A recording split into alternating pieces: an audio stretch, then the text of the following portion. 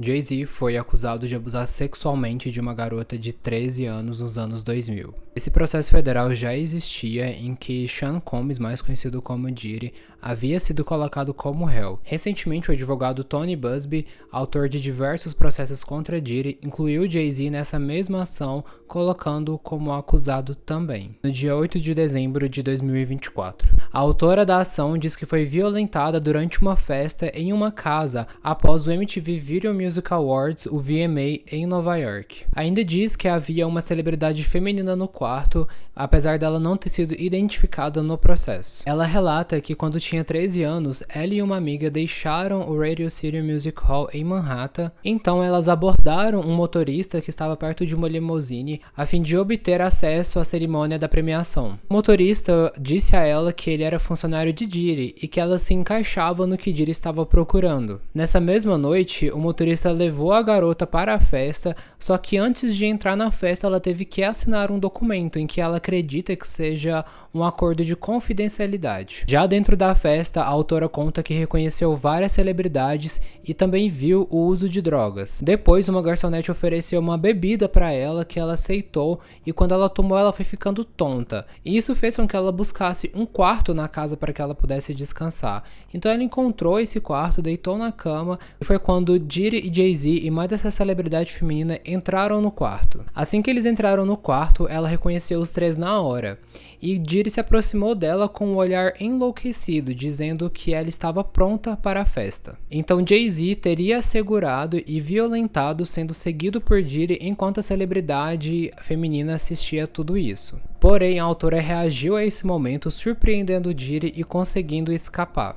Atualmente, o processo pede uma indenização não especificada e relata que a autora vive com transtorno de estresse pós-traumático e depressão decorrentes a esse momento. Após a acusação, Jay-Z se manifestou em uma nota publicada pela Roc Nation, sua empresa, em que ele nega as acusações e acusa o advogado Tony Buzbee de extorsão. E aqui vale ressaltar que Jay-Z já havia aberto um processo contra Tony justamente por extorsão. Na ação, eles acusam Tony de estabelecer um padrão em que ele faz manipulações sobre celebridades, sobre famosos, em sites, redes sociais, a fim de que ele consiga uma quantia por meio de extorsão e assim consiga manter a sua vida luxuosa. E na nota, Jay-Z fala também justamente sobre isso. Ele fala que Tony utilizou desse método da acusação pública para poder forçá-lo a aceitar pagar uma quantia que já tinha sido pedida anteriormente. Porém, o rapper relata que isso fez o efeito oposto, que ele não dará nenhum centavo para o advogado. Ele também diz que agora quer expor Tony pela fraude que ele é de maneira pública. E ainda desafiou o advogado perguntando por que ele abriu esse processo no âmbito civil e não no criminal.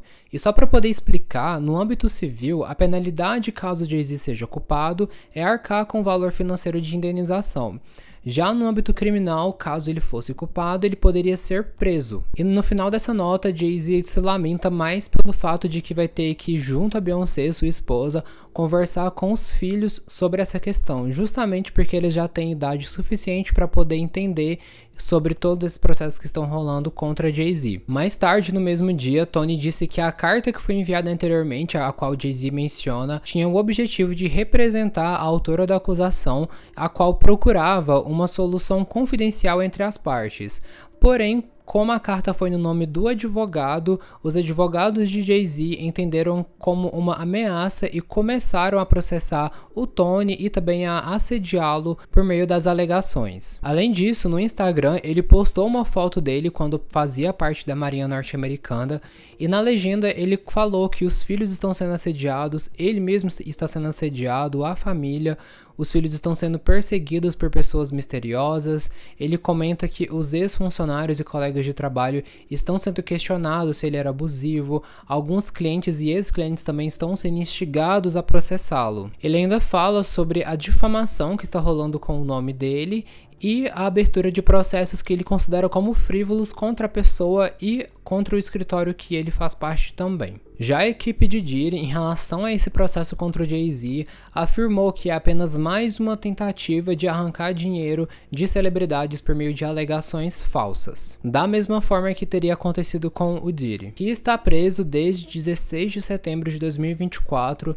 e acusado de tráfico sexual e que, segundo os promotores federais dos Estados Unidos, também mantinha uma rede de festas em que ocorria o abuso sexual sistêmico de mulheres. E o julgamento foi marcado para 5 de maio de 2024. E agora, quais os próximos passos nas acusações contra o Jay-Z? Ainda é muito cedo para poder falar, mas a equipe de Jay-Z entrou com um pedido para poder remover o anonimato da acusadora. Isso já aconteceu anteriormente em um dos processos do Diddy, em que o juiz negou prosseguir com todo esse processo de forma anônima. Porém, o diferencial do caso do Jay-Z é que o juiz já havia garantido o anonimato para essa acusadora e que não houve oposição, o que dificulta a situação para Jay-Z. E esse é o resumo da acusação realizada contra Jay-Z.